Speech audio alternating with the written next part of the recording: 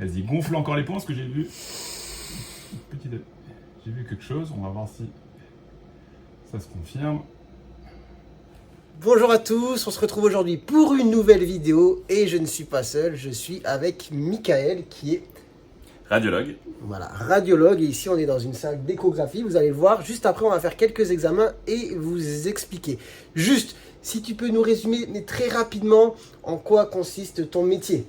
Alors mon métier, c'est déjà je suis médecin. Spécialiste. Mon métier, c'est l'analyse des images, c'est la prise en charge des patients pour une prise en charge diagnostique avec plusieurs techniques, donc notamment les techniques de radiographie. Donc ça, c'est les radios classiques que vous faites quand vous cassez le poignet, quand il y a des douleurs du genou, voilà.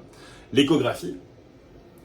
Qui permet la visualisation de toute la cavité abdominale, pelvienne, des activités tendons, des musculaires. Tout ce qui est mou en fait. Tout ce qui est mou, tout ce qui est mou. Voilà. Tout ce qui est mou.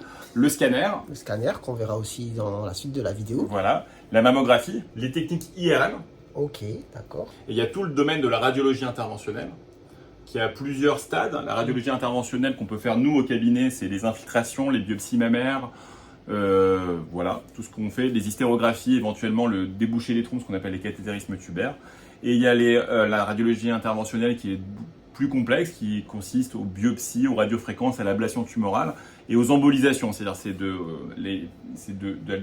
d'aller boucher des vaisseaux en passant par le système vasculaire sous contrôle radiographique. Ok, bon, ça fait pas mal de choses. Donc vous voyez, radiologue, c'est assez vaste. C'est pas juste faire des radios. Tu l'as expliqué, c'est beaucoup de choses. En fait, c'est beaucoup de techniques d'imagerie, beaucoup de gestes aussi sur lesquels on peut intervenir directement sur le patient. Et aujourd'hui, on va intervenir sur qui ? Sur vous. Sur monsieur. On va intervenir sur moi. Donc en se disant que voilà, j'ai une douleur très intense au niveau justement lombaire, hein, derrière le dos. Et un petit peu passé aujourd'hui, mais quand même qu'il y a eu une douleur. Voilà, donc on va rechercher un calcul rénal, éventuellement des signes. Voilà. D'ailleurs, j'ai déjà fait une vidéo sur la colique néphrétique. Je vous mettrai le lien ici, enfin l'affiche. Vous pourrez aller la voir pour essayer de comprendre un petit peu c'est quoi la maladie. Mais aujourd'hui, on va parler de l'imagerie pour faire le diagnostic, etc. Enfin, de certitude en tout cas, et de essayer de voir ce qui se passe au sein du corps. Du coup, là, on va passer à l'étape suivante. Pour vous, je vais enlever la chemise et on va passer à l'échographie. Bon, pour votre plaisir, je me suis mis torse nu. Pour l'instant, je cache la partie du bas. Mais du coup, Michael va me faire une échographie. Ouais, pour une suspicion de colique néphrétique, c'est ça, tu as mal de quel côté? Côté droit ou côté gauche? Côté droit. D'accord, ok, bah vas-y, installe-toi. Alors du coup, je m'allonge. Voilà. Alors tu vas devoir mettre la main au-dessus de la tête. Ah, je me suis pas épilé. Je me suis pas épilé. Donc, on commence déjà, on met du gel d'échographie. Alors pourquoi on met du gel d'échographie? C'est pour qu'il n'y ait pas d'air entre la sonde d'échographie et la peau la peau du patient, pour que les échos, les ondes acoustiques puissent bien passer. Du coup, là, sur l'écran, finalement, qu'est-ce qu'on voit? Donc là, on voit le foie qui est ici, ta vésicule biliaire qui est ici. Elle est bien vide, j'ai pas de calcul. Alors, elle est vide parce que tu viens de manger, parce que tu n'es pas à jeun. Attends, regarde, tu peux bien la montrer? Voilà, ici, c'est je vais friser. Ici, il y a ta vésicule biliaire avec la paroi qui est bien et il n'y a pas de calcul à l'intérieur. Un calcul, il apparaîtrait en hyper échogène, donc blanc, avec un cône postérieur comme ça. Ça, c'est un effet de bord, mais ton calcul serait là. Je peux te le mettre ici. Ouais, pas de problème. Du coup, là, d'accord, vésicule vide. Vas-y, gonfle encore les points parce que j'ai vu quelque chose. On va voir si ça se confirme. Voilà. J'ai l'impression d'avoir vu un petit angiome. Les angiomes, c'est une petite tumeur bénigne du foie. Okay. C'est une personne sur 5 et ça paraît hyper échogène comme une petite. Je te laisse voir si tu la vois. Gonfle les poumons. Alors pourquoi je demande et pourquoi si vous allez faire une échographie, on va vous demander de gonfler les poumons, c'est pour faire descendre le diaphragme et faire descendre le foie pour qu'on voit mieux. Ici, tu as une petite anomalie en hyper échogène, on pourra le voir mieux, qui fait 10 mm. Du coup, quand tu dis hyper échogène, c'est blanc. En gros, ce qui est hyper est blanc, ce qui est hypo est noir, et ce qui est anéchogène, c'est le liquide. C'est-à-dire que les ondes vont traverser complètement, et c'est le liquide qui est anéchogène. Okay. Regonfle les poumons, vas-y. Voilà. Donc, je l'ai frisé, voilà. Je vais te le montrer. Voilà, ici. Donc, là. Ça? Non, ici, là. Ça. Ah ok, d'accord. Voilà, c'est tout petit. Tu es jeune. Tu n'as pas d'hépatopathie, tu n'as pas de maladie sous-jacente. Il y a une lésion qui est hyper écogène, il n'y a pas d'halo hypoécogène, il n'y a pas d'anomalie. C'est un angiome typique, il n'y a pas besoin de faire d'autres examens. D'accord? Ça va. Du coup, on part sur quoi maintenant? Sur quoi? On va regarder ton rein. Ouais, mon rein. Donc le rein droit gonfle les poumons. Voilà, il est là. On va le mesurer. On va voir qu'il y a le cortex ici qui est isoécogène et le sinus du rein qui est hyperécogène. Donc ça, c'est un aspect. Il n'y a pas de dilatation des cavités piélo-calicielles, c'est-à-dire ton rein n'est pas dilaté. C'est une échographie rénale. C'est pareil que on met du Doppler pour voir les veines et les artères. Les veines sont bleues, les artères sont rouges. C'est un examen qui est strictement normal. Voilà, il n'y a pas de calcul. Un calcul apparaîtrait hyperéchogène avec un cône d'onde postérieur. Ça veut dire que les échos sont arrêtés par le calcul et il y a un vide d'écho derrière et ce qu'on appelle un cône d'onde postérieur. Les vaisseaux, là tu as ton aorte et ta veine cave. Ici, ton aorte est là. Elle est bien, mon aorte? Ton aorte est parfait, tu es jeune, tu as 29 ans. Pas d'athérome? Tu n'as pas d'athérome, elle fait 16 mm. On va essayer de regarder ce qui est plus difficile, notamment le pancréas. Non, mais là, on ne voit pas aujourd'hui. Pourtant, je suis pas très épais. Non. Voilà. Remets la main, on essaie comme ça. Je vais appuyer. Tout mou. Le ventre, tout mou. Ah, tout mou, pardon. Là, tu contractes un peu. Voilà. Alors, le pancréas, c'est ce qui est le plus dur à voir en échographie. Donc, l'échographie est moins performante pour certains organes. Et il est à peu près ici, mais on ne voit pas très bien. Voilà, mais on ne voit pas très bien. C'est pas un examen qui est très performant pour l'exploration du pancréas. D'accord. Mais juste pour que les gens comprennent en fait l'image, tu vois. C'est-à-dire, on est où sur l'image? Alors, c'est où le haut? ça, c'est la superficie. Ouais. Et ça, c'est la profondeur. Donc, les échos, c'est des ultrasons. Donc, c'est comme de la voix. Ouais, bien sûr. C'est le même principe que du sonar. C'est le même principe que de l'écho. On va émettre une onde qui va venir se réfléchir sur une structure et va redonner une image. Avec ça, donc avec ces sondes, ça va permettre de construire une image et d'analyser. Ouais. L'échographie, ce qui est très, très utile, ce qui est très performant, c'est que c'est absolument pas irradiant. Il n'y a aucun risque à faire une échographie. Donc pour en faire 10 par jour, on n'aura jamais de risque. Ce qui est contraire à la radio, contraire à la mammographie, contraire au scanner, où il y a des rayonnements ionisants. Donc à terme, en cas de grosse irradiation, il y a un risque de mutation et d'effet délétère. L'échographie, c'est pas du tout le cas. Il y a une très bonne résolution spatiale, si tu peux avoir, on a mesuré une lésion de 10 mm sur des échographies, notamment avec ces sondes, tu vois, comme ça, de 17 MHz, on arrive à avoir des visions qui sont inférieures au millimètre. Ah Donc ouais, on a une mal. résolution spatiale qui est extrêmement importante. Le défaut, c'est que la résolution en contraste est moins bonne, notamment qu'en IRM. Tout est un peu gris et noir. Voilà, il y a peu de différence Est-ce qu'on peut se remettre sur l'image du rein, par exemple? Ouais. Voilà, pour que les gens voient, du coup, le haut, Ça, le bas. Alors, ça, c'est le haut, parce que je l'ai orienté comme ça, et ça, c'est le pôle inférieur du rein. D'accord. Mais Voilà. du coup, tout en haut ici. Là, c'est la peau, c'est ta masse musculaire extrêmement impressionnante. Et là, c'est la graisse périrénale. Ok, il met bien. Ok, d'accord, donc on visualise bien la forme. Hein. Ah oui, C'est-à-dire mais même si on alors, n'est c'est pas très- adepte de l'écho, Ouais, voilà, oui, on voit c'est- qu'il y a un truc rond. Voilà, c'est le rein ovale, c'est le rein classique. Ok. Voilà, donc il y a ça. Après, ce que l'échographie n'aime pas, comme je l'ai dit, c'est l'air, notamment. Donc toutes les structures où il y a une cavité à l'intérieur remplie d'air, ça ne va pas fonctionner. Donc, quelles sont les structures dans la cavité abdominale où il y a de l'air? C'est l'estomac, le côlon et les tubes digestifs. En gros. Ouais. Donc là, on ne peut pas avoir d'analyse de l'estomac, on ne peut pas avoir d'analyse du côlon sur l'échographie. Donc ça, il faut bien le savoir. Donc quand on nous demande une échographie abdominale, c'est très performant pour notamment l'analyse de la vésicule, c'est très performant pour l'analyse des reins, de la rate, du pelvis, de la prostate, de la vessie. Mais par exemple, pour analyser l'estomac, des douleurs d'estomac, on fait l'échographie pour rechercher un diagnostic différentiel. Le rein gauche qui est ici, qui est parfait, qui est magnifique. Donc là, j'ai pareil, le cortex du rein ici, qui est à peu près la même écogénicité, c'est-à-dire le même aspect que la rate. Et à l'intérieur, c'est le sinus du rein, c'est de la graisse qui est hyper écogène. Toujours pareil, il n'y a pas de dilatation des cavités piélo-calicielles. Tu n'es pas dilaté. Toujours pareil, on n'a pas vu de calcul. Maintenant, je vais aller voir la région pelvienne, notamment la vessie. Je crois que tu viens d'uriner, donc elle sera vide. C'est pas grave. Ah, Elle est vide. elle est pas vide. Ouais, je me disais, j'ai encore envie de Ouais, pisser un elle a petit encore peu. envie de pisser. Donc ça, c'est la vessie. C'est une poche remplie de liquide, d'urine, et on voit que c'est noir. C'est en fait les échos qui arrivent ici ne sont rien, parce que les échos, l'eau va transmettre complètement les échos. Donc il n'y a pas du tout de réflexion des échos, donc ça apparaît noir. Les réflexions des échos recommencent ici à la fin de la vessie. Donc on a une poche d'eau et ça c'est très positif en échographie. Là vraiment vous avez une imagerie comme si vous regardiez. C'est pour la vessie c'est parfait. C'est que du liquide. C'est que non c'est que du liquide. S'il y avait de l'air, tu aurais un arrêt complet. Tu ne verrais rien derrière. Donc je dois aller aux toilettes je pense. Voilà. On va mesurer par exemple, on peut même mesurer le volume que tu as dans la vessie. Je vais le faire. Ah ouais, je pensais que c'était... Ok, d'accord. Je pensais que c'était cool-bladder. Non, bah c'est de l'écho. Hein, voilà. Ouais, là, tu as 120 cm3 dans la vessie. Donc voilà. Ça et va, derrière, pas mal. Un bon verre. Regarde, et on voit même ta prostate qui est petite. Hein, c'est normal, tu es jeune. Voilà. Ah, la on peut même prendre le petit rang en bas. C'est ça, la prostate. prostate. Elle fait combien ma prostate? Parce que je sais à peu près les dimensions normales, on va regarder.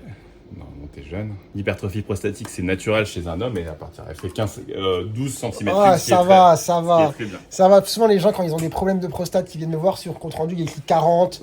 40, c'est même parfois 150, 200 cm3. Ah ouais, ok, c'est énorme ça. Ça, j'ai jamais vu. Ouais. En général, ceux qui ont de l'hypertrophie bénigne, un petit peu gênés, ils sont autour de 40-50. Ouais, 40-50. Je pense qu'on peut passer à l'étape suivante. Alors, l'étape suivante, bien. Allez, on se retrouve tout à l'heure. Du coup, maintenant, Michael, on se trouve où? Là, ça fait un peu peur. Donc là, on est dans la cabine d'attente de préparation du scanner. Des rayons ionisants, il y a une irradiation, donc on met des autocollants pour prévenir les patients, notamment une patiente qui est enceinte doit nous prévenir parce qu'on va essayer au maximum d'éviter toute irradiation chez la femme enceinte parce qu'il y a des risques éventuellement pour le fœtus. C'est une zone contrôlée, voilà, il y a des règles de protection. Tout autour du scanner, il y a évidemment des parois plombées pour pas que les irradiations se propagent aux patients, au personnel. Et on va voir exactement ce qui va se passer. Et tu vas devoir répondre à un questionnaire. D'accord. Mais moi là, pour un scanner, niveau ionisation. Pour un scanner, c'est l'équivalent. Alors si tu en fais pas régulièrement, c'est pas dangereux pour toi. C'est une irradiation qui est tout à fait acceptable. Maintenant, si tu es obligé de faire des scanners très régulièrement, là on va se poser des questions. Et de toute façon, notre but à nous, c'est d'avoir des machines qui sont le moins irradiantes possible. Et on va essayer d'éviter au maximum le plus de passages. C'est pour ça qu'on va privilégier au maximum quand on peut. On va faire des examens de substitution. On va privilégier les méthodes non irradiantes. Les méthodes non irradiantes, c'est l'échographie et l'IRM. Par exemple, si tu viens et que tu me dis j'ai très mal à la tête, j'ai envie de faire un scanner cérébral, moi je vais te dire non, tu es jeune. Le scanner cérébral, c'est réservé aux indications post-traumatiques. Ouais. Voilà, c'est aux urgences, quelqu'un est tombé, on va faire ça. Ou vraiment de rechercher des anévrismes très particuliers. Mais je vais te conseiller et je vais annuler le scanner cérébral et te programmer une IRM cérébrale. C'est bien de dire ça parce qu'il y a pas longtemps, je discutais avec un urgentiste qui me disait oui, en ville, vous prescrivez beaucoup d'IRM cérébrale pour les céphalées, etc. inhabituelles. Alors aujourd'hui, en 2023, la céphalée n'a quasiment plus sa place au scanner, sauf des questions Voilà, donc petite dédicace, je dirais pas son nom, mais voilà, je fais pas mal mon travail quand je prescris des IRM cérébrales. Non, les IRM, il faut au maximum privilégier les IRM, notamment chez les patients jeunes. Après, à 90 ans, on peut se poser la question, on va rechercher un hématome sous-dural, des choses comme ça. D'accord, bon, je pense qu'on peut passer du coup à l'examen. Allez, c'est parti, on y va. Bon, du coup, là, on est rentré où je vais faire le scanner. Donc c'est bien cette machine. Voilà, c'est une machine. Donc c'est juste un anneau. C'est pas comme l'IRM où vous allez être dans un tunnel assez long. Là, c'est juste un anneau. On va filmer l'intérieur comme ça. Hop. Voilà. Donc, et vu qu'ici, hop. Les patients claustrophobes peuvent rentrer absolument pas. Il y a généralement 0 patient qui refuse de rentrer dans le scanner. Comme tu peux voir, tu filmes à l'intérieur de la salle de scanner, donc c'est pas un aimant comme l'IRM. Là, on ne pourrait pas faire cette vidéo dans la salle d'IRM parce que c'est un aimant géant. Tu ne peux pas rentrer, tu peux pas rentrer ta caméra, sinon la caméra est attirée. Déjà, elle marche plus et risque de tuer le patient. Donc on va l'éviter. Ici, c'est un injecteur. Ah oui, c'est vrai, des fois on injecte un produit de contraste. Alors le produit de contraste, ça va être... donc ici c'est l'injecteur de produit de contraste. Comme c'est une suspicion de colique néphrétique, il n'y aura pas besoin d'injecter. Si on injecte de l'iode. Alors il y a beaucoup de questions de la part des patients et de la part aussi des médecins sur l'allergie à l'iode. En fait, l'allergie à l'iode n'existe pas. Okay. C'est l'allergie au produit de contraste existe, mais c'est une allergie au produit qui lie l'iode. Okay. Donc il y a plusieurs produits de contraste, il y en a 5, 6, 7, 8, et la personne est allergique à un seul produit de contraste. D'accord. Donc quand il y a une réaction au produit de contraste, qui est possible, on demande des examens allergologiques. Il faut le demander systématiquement, même. Ça, je te conseille. Et Ok, d'accord, je quand tu as retiens. un patient qui vient et qui dit « moi je suis allergique à l'iode », ben, il faut que tu lui demandes des examens allergologiques parce que dans une vie d'un patient, il y aura forcément une demande d'injection.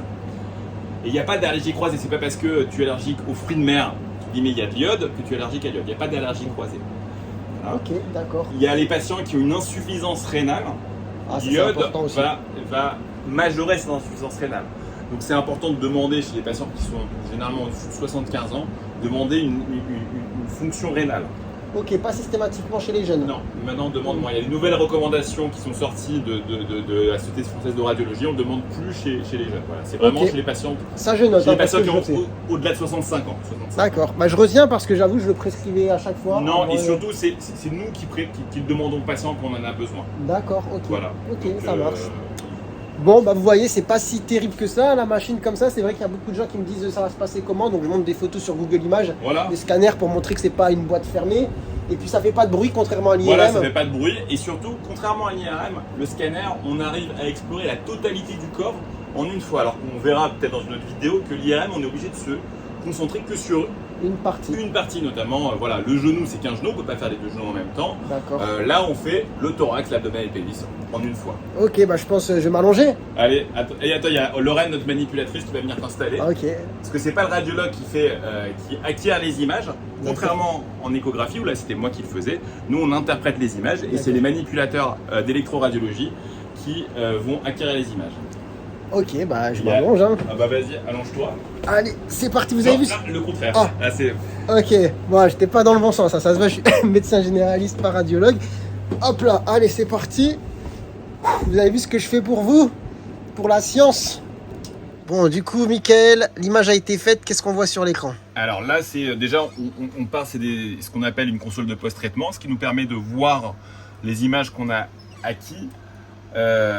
C'est ce que je t'expliquais tout à l'heure, c'est-à-dire on a acquis 600 images de 0,6 mm à peu près, ce qui permet, ça fait un bloc d'images 3D. Donc on peut déjà naviguer dans les images comme on veut. On peut se mettre en axial, c'est-à-dire on coupe la personne en axial, on peut se mettre de profil, on voit ici les vertèbres, on voit ici la symphyse pubienne. Ouais, voilà, donc là on est de profil. Les profils. On a coupé la personne Voilà. en deux sur Ça- son profil. Ça, c'est les bases pulmonaires en noir, Ouais, voilà, donc en haut les poumons. les poumons. Et juste en bas, bah, tout ce qu'il y a dans le ventre. Voilà, les poumons ici. On peut se mettre en frontal, c'est-à-dire on coupe, c'est comme si on coupait, on allait d'avant en arrière Ouais. de face. Vas-y, je te laisse faire. Voilà, ah ouais, donc comme là on est ça. des faces. Pourquoi c'est tout gris là, enfin, Alors c'est parce que j'ai changé les fenêtres, c'était pour voir les poumons. Quand Ah, on d'accord. voit les poumons, c'est tout gris. voilà. Et on voit bien l'air ici, le tube digestif, Ouais, donc tous les gros trous noirs, c'est de l'air. c'est de l'air. C'est de l'air. Tout ce qui est très blanc, c'est de l'os, parce que ça c'est pareil, c'est des rayons X, donc le blanc, c'est les vertèbres, c'est tout blanc. Voilà, bien sûr.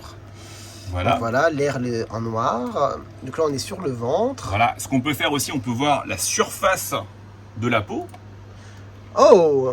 Donc là, on se met en 3D. Donc là, on voit les vertèbres, les hanches, les têtes fémorales, Ah, c'est les pas mal. ailes iliaques. C'est pas On mal. peut tourner dans tous les plans de l'espace. Ah ouais, c'est moderne ici. Le sacrum, c'est très facile. Hein, c'est un bouton, vous avez vu, il n'y a, y a rien de compliqué. Ok. Et là, je peux faire apparaître les différentes structures et même, je peux faire apparaître la peau. Incroyable. Et c'est juste un bouton. Hein. Ok, super. Bah, du coup, on va revenir sur l'intérieur. Alors l'intérieur, on va se Donc, remettre sur en ça, axial, en c'est fait. comme ça. Du coup, là, en fait, il faut s'imaginer que là, le patient est allongé. Du coup, je montre un petit peu. En haut, c'est le ventre. Et là, c'est le dos. Là, c'est la table de scanner. Alors, on regarde le patient par le bas, entre guillemets. Donc, en scanner et en IRM, la droite est de ce côté D'accord. et la gauche est de ce côté. C'est comme ça. Ouais. C'est une des erreurs classiques aux ECN. Hein. Ah, exactement. Voilà. Donc là, c'est le rein gauche, le rein droit. C'est facile de se repérer parce que le foie, s'il n'y a pas de situs inversus, le foie est à droite Ouais. et la rate est à gauche. Voilà, c'est simple. On les voit. Les gros trucs Voilà. gris, c'est ça. Le foie, Le foie. la Voilà. rate. Alors on voit ici en scanner on a une très bonne résolution spatiale, c'est-à-dire on peut voir des structures qui font qui font 1 mm, 2 mm, Mais par contre, il y a une résolution en contraste, comme en échographie, qui est moins bonne. On verra peut-être des images d'IRM tout à l'heure. Là, tout est un peu gris. En plus, comme c'était une recherche de colique néphrétique, on n'a pas injecté de produit de contraste parce qu'il n'y avait pas besoin. Donc, il n'y a pas de rehaussement des structures. Donc, ce qu'on va chercher, c'est les calculs. Les calculs, c'est quoi? C'est des petits cailloux, hein. Donc, c'est la pierre. Donc, la pierre, c'est comme l'os, c'est très dense. D'accord. On va avoir des reins. Et là, on voit ici un calcul dans le calice inférieur du rein gauche. On voit bien, ça brille. Hein. Ouais, c'est ici. On va zoomer un petit peu. Vous voyez la taille du calcul est conséquent. Hein. Voilà, là, le rein est ici et il y a un calcul ici. On va pouvoir un peu travailler dessus et surtout, on va pouvoir aussi prendre des densités. C'est-à-dire, on a ce qu'on appelle les unités Hounsfield. Hounsfield, c'est l'inventeur du scanner qui a eu le prix Nobel pour ça. Et on peut mesurer la densité, la densité du calcul, en sachant qu'une densité graisseuse, c'est une densité négative, l'eau, c'est une densité de 0, et les structures calciques, c'est une densité élevée. Et là, c'est une densité de 1400 unités Hounsfield, et c'est corrélé à la composition du calcul. Cette structure, contrairement à l'échographie, c'est le pancréas qu'on voit extrêmement bien en scanner, c'est vraiment un examen de référence pour l'analyse du pancréas. On voit très bien les surrénales qui sont ici, c'est des petites pyramides qui sont au-dessus des reins, la surrénale gauche, la surrénale droite ici, l'aorte qu'on a vu tout à l'heure en échographie, la veine cave inférieure qu'on voit ici, la vessie qu'on a vue tout à l'heure en échographie, la prostate derrière, et le foie ici avec la vésicule qui est ici, et les structures hépatiques qui sont là. Avec les veines sus hépatiques qui ne sont pas opacifiées parce que nous n'avons pas injecté de produit de contraste, mais nous avons les veines sus hépatiques et le tronc porte qui est là. Super, super. Donc là, on était devant un scanner d'une personne, parce que je vous rassure, c'est pas moi qui me suis fait irradier tout à l'heure, mais qui a un calcul. Un calcul dans le calice inférieur, mais il n'y a pas de dilatation des cavités pyélocaliciennes. D'accord, voilà. Super. Et voilà, on a fait l'échographie, on a fait le scanner. Évidemment, vous vous doutez bien, c'est pas moi qui a été irradié, mais on a voulu vous montrer l'image d'un scanner avec un caillou pour que vous puissiez comprendre ce qu'on peut voir sur le scanner de quelqu'un qui a fait une colique néphrétique. Et du coup, on a compris un petit peu la démarche d'imagerie pour le diagnostic de colique néphrétique. Voilà, exactement. En résumant en une phrase, comment on fait du coup Alors c'est souvent, on commence par une échographie, parfois un ASP, ou alors un scanner low dose. Toujours pareil, le moins d'irradiation possible, directement, qui permet de voir le calcul et d'adresser éventuellement après à l'urologue. Et voilà, j'espère du coup que cette vidéo vous aura plu. C'est une première vidéo sur ma chaîne pour parler un petit peu justement de la radiologie, de ce qu'on peut faire au sein justement de cette spécialité. Si ça vous intéresse, que vous avez des questions particulières ou que vous voulez qu'on aborde des sujets très précis ou qu'on vous montre d'autres techniques d'imagerie, faites-le savoir en commentaire. Il faut savoir qu'ici chez Michael, il y a tout. On a de l'IRM, du scanner, de l'échographie, de la radio, de la mammo. Donc, on peut montrer d'autres choses. Il n'y a pas de problème. Il faut juste le faire savoir en commentaire. Alors, n'oubliez pas de liker, de commenter. Et puis, on se retrouve peut-être pour une prochaine vidéo. Au revoir. Allez, ciao, ciao. Ciao.